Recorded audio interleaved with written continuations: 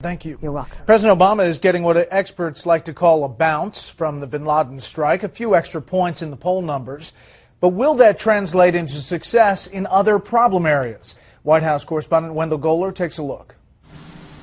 Polls suggest the president not only got an average 5-point bounce from the death of Osama bin Laden, but slightly more people now approve of his job performance than disapprove. Aides say there's no specific issue Mr. Obama wants to use the increased support for, but they do hope it will help him. If there's a takeaway from it, it is the resolve that he has, the focus he brings to bear on long-term objectives, that he keeps pushing to get them done. When talking about immigration reform, keeps pushing to get it done. In fact, Mr. Obama is making a speech on immigration reform this week as part of his renewed focus on an issue he failed to push through Congress in his first 2 years. But political analyst Stu Rothenberg doubts the president's bounce will help him on big controversial issues or last long enough to help his reelection. The problem is, over time, those numbers will dissipate. They will return to normal, the normal before the killing of Osama bin Laden, and those numbers for the president were much weaker. The model is the first President Bush, whose approval rating soared to nearly 90% right after the Persian Gulf War, and who lost his re-election bid the following year,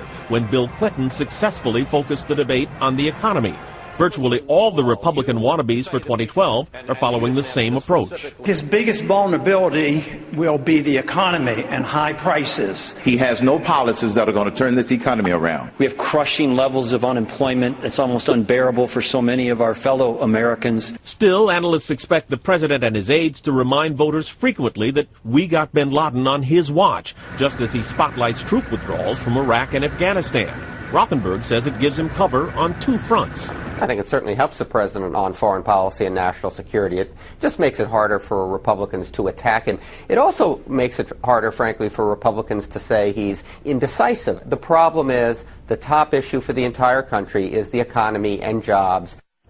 Rothenberg says the real plus for the president is the lack of what he calls a credible Republican candidate. None of the field he's seen so far, he says, can beat Mr. Obama. As he sees it, the president would have to lose his re-election bid on his own. But again, November 2012 is a long way away. Brett? Definitely is. Wendell Goler live on the North Lawn. Wendell.